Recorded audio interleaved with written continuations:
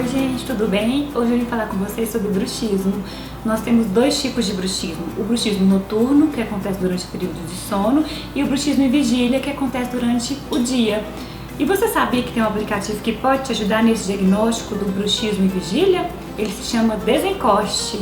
Baixa lá e me conta a sua experiência. Um abraço, até a próxima!